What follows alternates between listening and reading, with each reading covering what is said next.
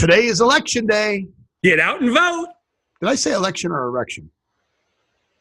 Either way, get out and vote. But especially for Scott Thomas, the governor, the future governor of Wisconsin. Yes, yes. And because of that, virgins are orbiting the earth. Well, only if you're elected to be the governor of Wisconsin. Wait, what? No, Virgin Airlines is launching a rocket from one of their 747s. Oh, okay.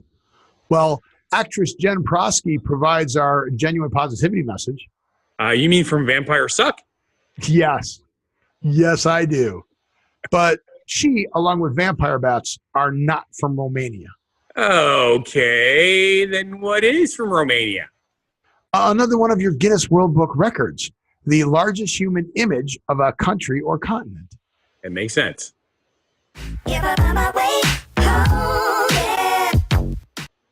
Welcome to What Happened to the World Today. I'm Steve. And I'm Scott. And this is a tale of how bad life decisions led to a YouTube show. And we're going to talk about our bad life decisions. No, we're going to talk about what we've noticed is going on in the world today. And one of the first things we've noticed is if you're on Scott's time zone, you've probably already been told who's won the election in your area. No. Yes. It's 11 o'clock. By 11 o'clock, they've already predicted winners. Oh, yeah. Not necessarily. Some no, of them not are not in all of the races, but I guarantee you that there is somebody who's and the projected winner is yeah, that's true. With 1.1% of the precincts reporting, the projected winner is right. You've seen it. Of course, the vote's only plus or minus 3% that they're all percent apart right now, but yeah, we predict. Welcome to our political show. Yes, it is election day, so we just can't help it. But both Scott and I vote. Both Scott and I are registered voters, and we think it is very important that you do follow the process and you get out and vote. Elections in the last few years have been close enough where everybody goes, "Oh, my one vote won't make a difference." But guess what? Your one vote does make a difference. Yes, and you know who I'm voting for governor, right? And if 10,000 of you voted for Scott Thomas for the projected winner for the state of Wisconsin governor is Fun Guy the Entertainer. Scott Thomas, Fun Guy the Entertainer. Can we do that? Can we do Fun Guy the Entertainer? Awesome. That would be so awesome. I wonder if people put Fun Guy the Entertainer or Scott Thomas. I do remember it saying that you can't use fictional characters, but Fun Guy the Entertainer is not a fictional character. It is me. That's your nom de plume. Yeah. Or is that an alias, or is that just your, what do you call it when it's your acting name? Stage name. Stage name. Thank you. Yes. Yeah. So you're voting for. Stage name is Scott Thomas, but now Fun Guy the Entertainer is my show. Instead of stage, video is Fun Guy the Entertainer. Okay. Was Ronald Reagan really Ronald Reagan? No, that was not his real name. Right? So he ran as president and they voted him president as Ronald Reagan. So let's see. Ronald Wilson Reagan. Oh, no, I think that was his real name. Really? Yeah. Oh, bummed. Yeah, it did take all the fun out of that, didn't it? Now. I was hoping that was an actor name. That would have been cooler. It would have been very much cooler. But never mind. Guess what his real name? Now I'm bummed. All right. Well, in that case, people, wait. I had the segue. Okay. All right. Here's my segue, and then we'll hear your segue. I wasn't doing your segue to my segue. Mine wasn't a segue. Oh, you were just going to jump to what was yours? No, I was just going to say that means people have to write Scott Bolbeck in the write-in. Do they? Oh, well, that's. I think so. Yeah, because nobody's going to know how to spell it. Right. Just put Fun Guy the Entertainer. Boubek. Oh, sorry. I knew how to spell it. IT. Yes, that's correct. Very true. Very true. Well, if that's the case, then I'm leaving on a jet plane. Don't know when I'll be back again. Wait a minute. What kind of jet plane? Well, 747. That's the best kind. Okay. Because it has the second deck on it. It does. I have still not been in the 747. Really? Really? Oh, I was very fortunate. when they first brought the 747s out, my mom was working at Midway Airport in Chicago, and they brought them in and they took tours. They fly you around the city of Chicago in them to get people to check out the new airplane. Yes. And as a kid, my sister and I got to ride. My mom didn't go; she was working, but my sister and I got to go. How cool is that? We got to ride the 747 when they first came out. They are awesome planes. And the closest I got was one of those stretch ones, the ones that look like a giant cigar.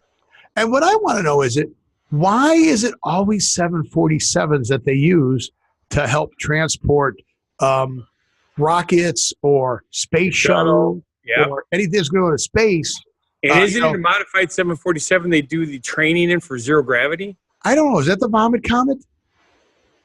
But you tell us about what's going on with the 747 I'm talking about, and I'm going to look up the Vomit Comet. As those of you who know, we talk about the coming. I'm not going to call it space race because it's not the countries that are doing it. This is all private concerns that are starting to do this. Virgin Orbit has now moved closer to launching a rocket to space from a 747 instead of from the ground. Big difference. It's a lot smoother, safer, and cost-effective. At least that's the theory, and they're sticking to it.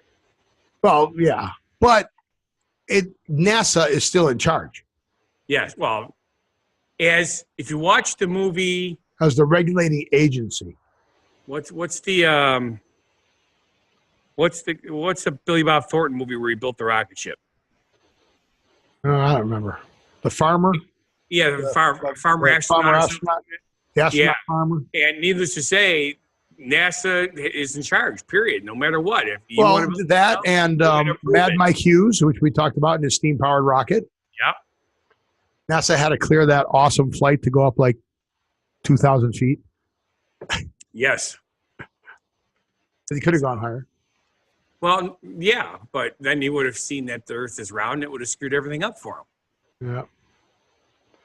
But it's really kind of cool because if you look at the pictures, which you can find all over the place, just put down Virgin 747, you'll see the pictures. This rocket is just so... Okay, if you are a war buff or war movie buff, I'm sorry, not a war buff, a war movie buff like I am, you watch the bombs and the rockets that are attached to... Did you say that you were buff in the Halloween costume? Yes. Oh, okay. Just checking. Oh, that buff, yes. I was in the buff.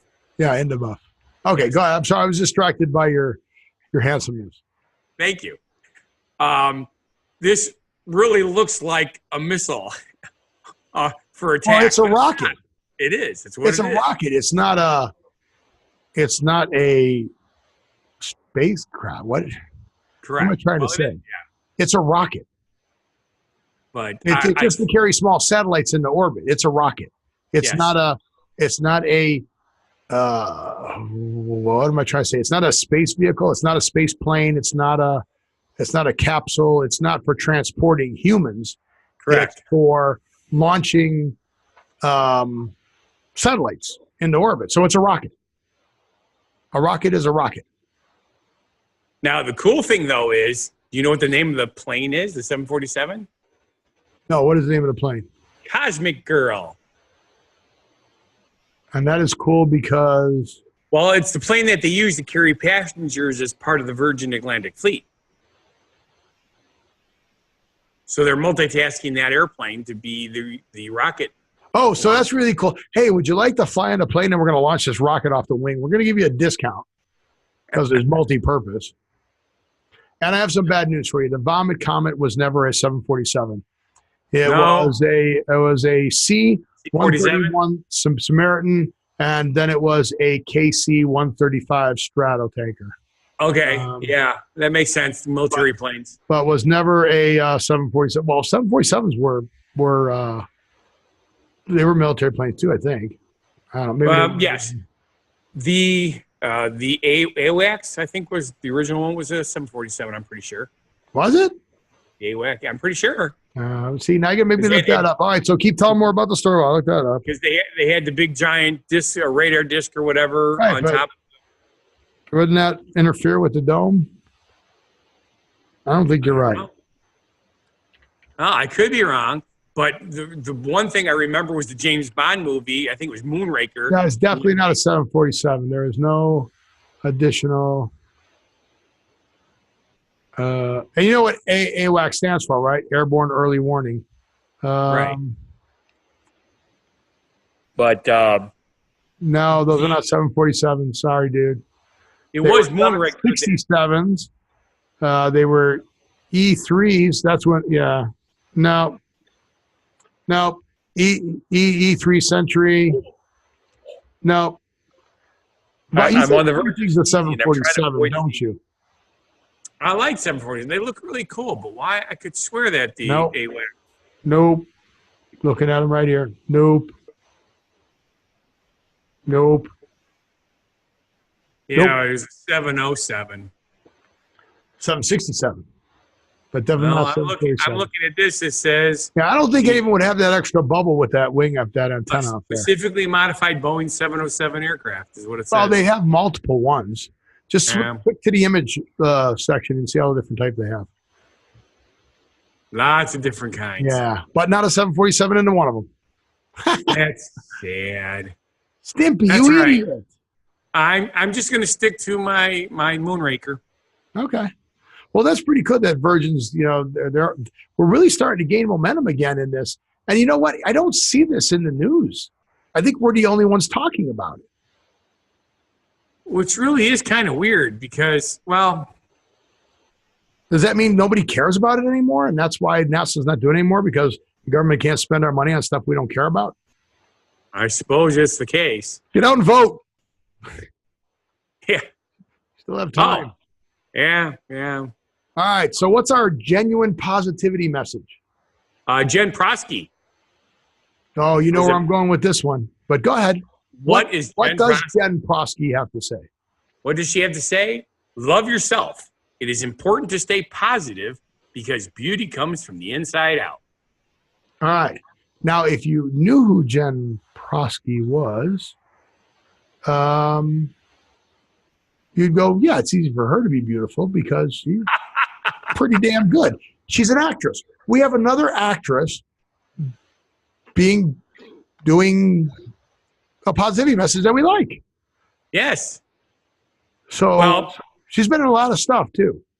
Well, she was Vampire Suck, which is the only thing I knew her from, and I thought that was hilarious. Oh, you did know that this was the actress? Yes. Oh, good for you. Wow, that's impressive. And she's Canadian, eh? Eh? But some of the other stuff that she's been in, she was in the Beauty and the Beast TV series. Yes. Which is good. What she was Rizzoli and Isles, Graceland. Yep. I do. I don't remember her in that movie, in that show, but I did enjoy that show. Here's one I'm going to have to go back and check out. The TV movie called Sexting in Suburbia. Ooh. Well, if it's a TV movie, it's going to be kind of boring. Yeah. They usually are. Yeah. And she even was on the Tonight Show with Jay Leno. So, but anywho's. But was it a major part in Vampire Sucks? Becca Crane? Is Becca Crane? Let's see how high up Becca Crane gets listed. It was like one of her first. She's one of the leads. So she had the main role. Yeah. So there you go. And the only reason I know that is because my brother watched that movie like 4 times when he was up here. He goes, she's hot. Oh, well, okay, sure. She is. But that was 8 years ago. Yes. It's still on cable, so he still watches it. Oh, okay. Actually, what it is, he recorded it. Okay. He wouldn't let me delete it until he watched it a bunch of times. Too bad, so sad. Yes. But I will say one thing about her. She has the best birthday that anybody could ever have. I did not catch that. Really? Is it your birthday? Yeah, not my year. She's younger than I am. Of course, right. However, she was born on August 8th. There we go.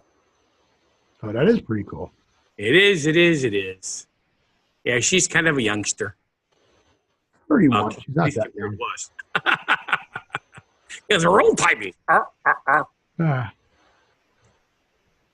Did you know that she has a contact also? I should contact her and say, hey, we talked about you on the show. We have the same birthday.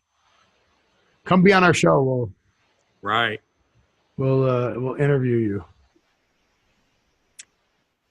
So, anywho's, where do we go from here? You know what? Where do we go from here? I was wondering if you knew that vampire bats do not come from Romania. I didn't know there was such a thing as vampire bats. Oh, yeah, there is such a thing as vampire bats. They're mostly in South America. They bite you and they make you a vampire and you live forever and you can't die? No, they eat blood. They don't bite you. They slice you and lick the blood. Humans? Well, humans, other animals. Really? Really? I didn't know that. Yes, they don't actually have fangs. They're similar to a mosquito. People think mosquitoes bite. They do not. They actually have little scissor things. They slice your skin, which leaves a numbing agent on there. Same with the vampire bats. And then they lick the blood up. Huh. So, do vampire bats drink human blood? In 1 year, 100 bat colony can drink the blood of 25 cows. Yes. In the darkest part of the night, common vampire bats emerge to hunt. Sleeping cattle and horses are usually their victims, but they have been known to feed on people as well. Yes. Okay. See? Cool beans, huh? But do you know what does come from Romania? Vampire bats. No, I just told you they don't come from there. Oh. Romanians? Romanians. And what do Romanians do if they want to break the Guinness Book of Records? They learn how to pronounce it first. Probably. And then they call them, and then they find something that's either not in the book, or they find something that's in the book, and they do it bigger than them. That would sort of work, right? So we're back to if it's not a giant, it's Scott finding something that you are fat. Okay, is that on your Christmas list of something we should buy you? No. You don't want to be in the Guinness World Book of Records? I guess being in the book of records. I didn't say to buy you a book. Okay. I said buy you a record you're in the book. Okay. I don't know if you can do that. We will allow 100 bats to suck your blood. Technically, I was in the Guinness Book of World Records for a short period of time. Oh, you had told me about that. Yep. You did something in a group of Santas in a run, right? No, the bunny. It was the world's longest bunny hop in Lake Geneva. Well, there was like bunny hop. That's I was the bunny in the front. You started it. You started the whole trend. I do. Did you invent the bunny hop? What was that? Did you invent the bunny? Am I too far away and you're not telling me? I did not. Did you invent the bunny hop? However, I found out that doing the bunny hop in a bunny costume is very, very hard on the legs. Or being out of shape. Well, yes. It's very, very hard on the legs because that's what I'm going through right now. I've got to work my leg strength back up. I used to be able to leg press the entire rack on the leg press machine. You know what I'm talking about, right? Yes. Yeah, so I used to be able to leg press that. Yeah, me too. I think if I did that right now, I'd blow my knees out. 1,250 pounds. I could do 10 reps. Yeah, I think I'd blow my knees out right now if I tried. And get a hernia. Or maybe I'd pass out. You know, like you see those guys doing the squats. Yeah. Stand up and they pass out and then they fall down and whack their head on the weights. It's yes. Like, ouch. Yeah, very much so. All right, so Romanians are trying to break the Guinness World Book of Records. Yes, which was just broke earlier this year, by the way, by doing what? Here's the thing. You have to have the largest human image of a country or continent. Okay. So what they did... What kind of space are you allowed between the people? Is it just the outline or do you have to fill it in? Well, in order to do the amount of people to make the amount of people you need to break the record, it's all stuffed in there. Because it's 5,000 people. Oh, it's a matter of people. It doesn't matter how big it is. It's the amount of people. Okay, correct. So you could, you could be as wide apart as you wanted to, as small. So I'll just take an aerial picture of the United States. And I'll just tell Guinness, all those people outside are forming the shape of the United States. I want to be in. There you go. But it was 4,807 people standing together to form the shape of Romania. That's pretty cool. It is. And they used the thing that's really cool is they had people dressed in the proper colors. If you look at the picture. Well, were they dressed or was it just their hats? Well, that's really good. Because if you look at it, it's an aerial picture of the country of Romania with 100 in the center, and I'm not sure why there's 100. Why is there 100? I don't know what the 100 is signifying. So, and it doesn't say anywhere in the article that I read either. It doesn't. That's annoying. It doesn't. See, I always ask these questions. But Miramar did it earlier this year, but they only had 3,466 people. They formed the shape of Miramar. So I guess you have to be in the human shape of Romania, then bore the number 100 to celebrate the 100th anniversary of the unification of Transylvania, Bessarabia, and Bukovina with the Romanian kingdom. So it's been 100 years since that. So, if you read the whole article, it does tell you. It does. But they did a great job. I mean, I'm looking at this, and it's really cool looking. So what? Oh, this is pretty funny. Okay. Guinness said the participants held their place for 5 minutes and 27 seconds while a cartographer worked to make sure the shape formed by the group matched that of their country. So they actually got a map guy who draws maps to herd these people into the move a little bit to your left. You're not in the shape of our country. Move a little. Okay, that's pretty funny. I'm sorry. They hired a cartographer. That's funny. I agree. So we do need to come up with some way to remind people that they have to vote today. Yeah, vote today. I'm yawning. Why am I yawning? I don't normally yawn. No, that's usually me.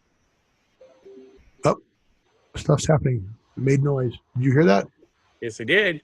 That was weird. I don't even know. Wasn't me. My computer's making noise. So how about a phrase origin story? Okay, time for our phrase origin story. And it has to have something to do with voting. So what would be a good phrase origin? Well, I'm from Chicago. So in Chicago, our phrase is vote early, vote often. That's right. Which is generally... And the origin behind that phrase was all the corrupt politicians wanted everyone to just keep voting and going around different precincts and keep voting for them so they would get elected. That's very true. Is that where it's from?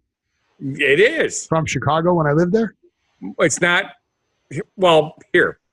It's generally a tongue-in-cheek phrase used in relation to elections and the voting process. Though rarely considered a serious suggestion, the phrase theoretically encourages corrupt political electoral activity. But it's mostly used to suggest the occurrence of such corruption. But the phrase has its origin in the United States in the mid-19th century and had an early appearance in Britain, which did not go over as well. But it was mostly because of the organized crime figures in Chicago in the 1900s. Hey, I got one right. That's right. I got one right. Thank you very much. Woo! Yay! And the crowd goes wild for Steve's knowledge of Chicago politics. That's right. Vote early, vote often. But yeah, sure. Why not? That's pretty hilarious. I did not look ahead. I just, I winged it. I made it up as I was going along, and I was fairly accurate because apparently I lived through that part of that phrase origin story. Yes. Vote early, vote often.